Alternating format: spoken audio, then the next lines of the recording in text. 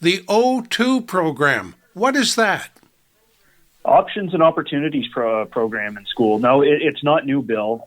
It's a program that's been around for a little while, and I've known about it. I've actually spoken to a few classes since being elected in 2018 at the Options and Opportunities course, similar to a co-op program, but it's a 3-year program that you enter in grade 10 and you follow through to it in grade 12. And I certainly sense when you and I were discussing this that this might be a new topic to you. But I can speak from an experience as a father as well as a parent. My son went through the O2 program when he entered grade 10. He graduates this coming June, and he got to try a few different career paths, if you will, about where it helps students guide themselves into career paths that they want, whether it be trades or business or healthcare. But it gives them an opportunity to get out into the field multiple times through their high school career to experiment and do a trial thing.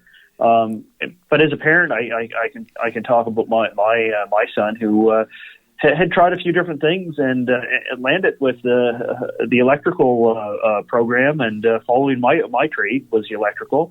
And currently he's all done his school credits, so he's actually working right now as a youth apprenticeship, which the O2 program helped him to get there. So he's a youth apprentice that's finishing off his school year in the working field, and then come September he'll be entering NSCC. And starting his program right there, he'll come out with that first year course, have enough hours to go and do a second block and continue on with his apprenticeship. I know of other students that have chosen mechanical. But something that is reflecting onto sort of my job as MLA, I actually have a student that has come into my office to do a 80, 90-hour work placement in the political field, which is sort of exciting because when I've gone to talk to the O2 programs, it's sort of been about how I came from my trade as an electrician, my background as in the fire service, and developed myself to run for political office, if you will. And talk about also the forestry aspect within the department that I represent. Never thought or imagined that there'd be somebody or a student out there that'd be interested in the political world. But actually, there's two students that are interested. There's one looking at municipal right now as well. But I have the student one day a week come with me. We've done some office activities so far. We're going to be out and about to do some community meetings on Friday. We're also going to get the student to travel to Halifax to see the realm of what an MLA does in the city, where the government operates with different departments, have some MLA meetings, but really expose that student to what it means to be an MLA and the work that it consists of. It was ironic. Speaking with him on his first day, he figured that he'd just be sitting there doing emails, and the first day was totally not that. There was lots of meetings taking place, and even had him doing some scripting for member statements if the House had been sitting. So it's an opportunity. I know I've only talked about the electrical and political side of things, but I know of other students that have gone into healthcare and maybe were focused on one side of healthcare, but got the experience and said, no, this is not what I want to do. I want to actually transition over to this. So it's also helping the students and the parents and the families make future decisions of what courses and programs that the students may want to take when they get out of the high school realm. I speak very positively about the O2 program, the co-op program as well.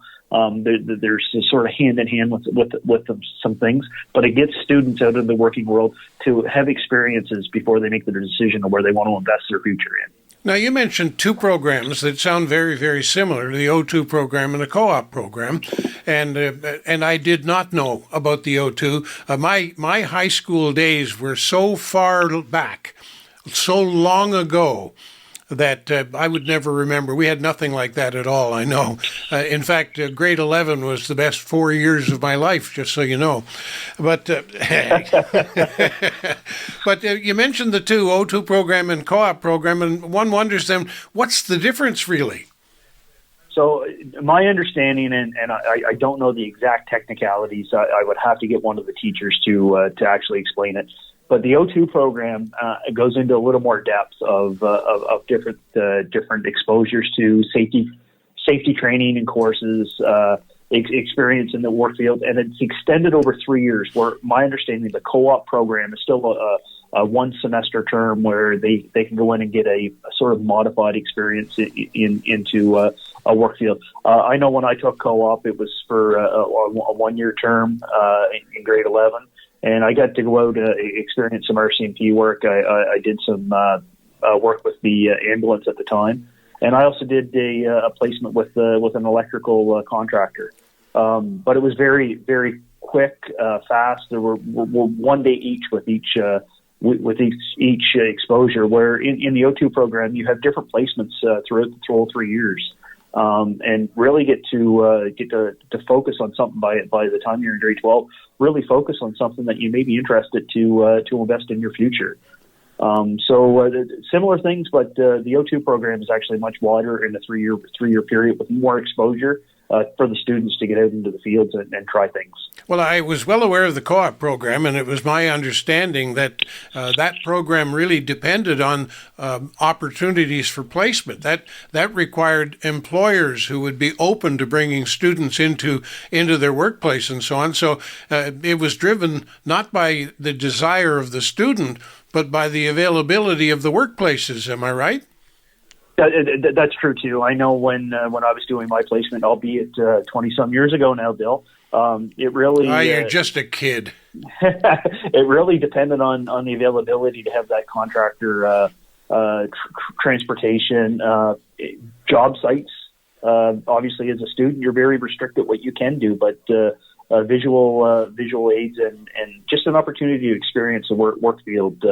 It's growing in strides and popularity. I've heard from many students that are now out into the work field. Yeah, I did the O2 program, and that's why I'm working in electrical field. That's why I'm a welder. That's why I'm an X-ray technician. Because they had experience in things, thought they had a mindset of what they wanted to do.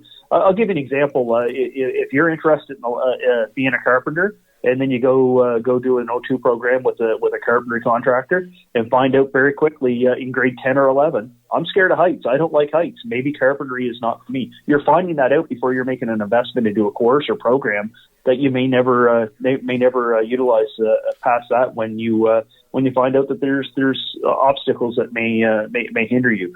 But you may get experience on something else that very highlights it. No, this is the pathway I want to go. I want to go be a plumber, sort of thing. And I'm just using different trades for an example. The articles that have been out this week, we know that we need more trades in Nova Scotia. So I guess I'm sort of using that time to pump the idea of trades as well right now. But I think you made the point that the O2 program is broader in perspective, and it may open to the hearts and desires of the students somewhat, and as opposed to the co-op program that was dependent on having a workplace to go to work in.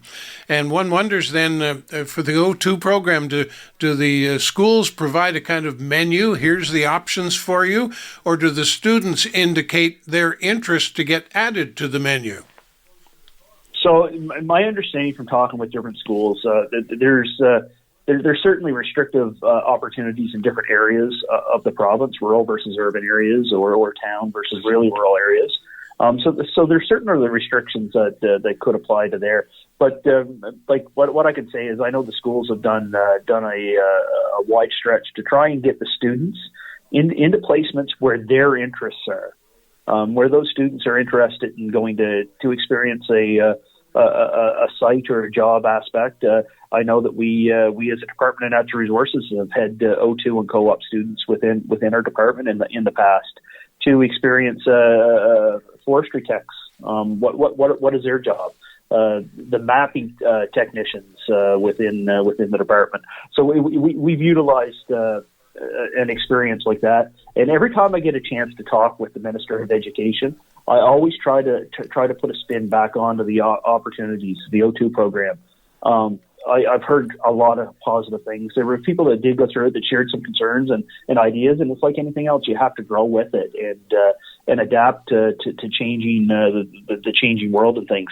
But what I can say to highlight it, it's really an experience where the student is trying to guide themselves into something that they want to experience to make their decisions post high school. Now, you mentioned a moment ago about the number of news releases and efforts and initiatives by your government to enhance the trades that most people would agree. Trying to find a particularly qualified tradesperson to do some work in the basic trades these days is a very difficult task. But you've come up with a bunch of provincial programs providing income incentives and you name it. Does this fit kind of glove in hand with what the province is directing? Well, yeah, a couple things, yes, because I use my son as an example, Bill, that he was finished his high school credits in February and he's out in the work field. But there was a program that we announced last year that started this past year in Truro with the electrical side of things. If a high school student finished their high school credits in February, they could go right into NSCC and start a program that's running from February into August or September, I believe, with a few weeks off there for the student to take part in their graduation ceremonies back home. But that's one of the initiatives that a pilot project we're trying is to get the students into the training quicker. Also, and I believe you had to have an O2 program for that. When you have an O2 certificate, also you get priority at some post-secondary schools. Another program that we started 2 years ago was the MOST program, and that's more opportunities for trades, and we expanded that to healthcare. Some of the healthcare professionals.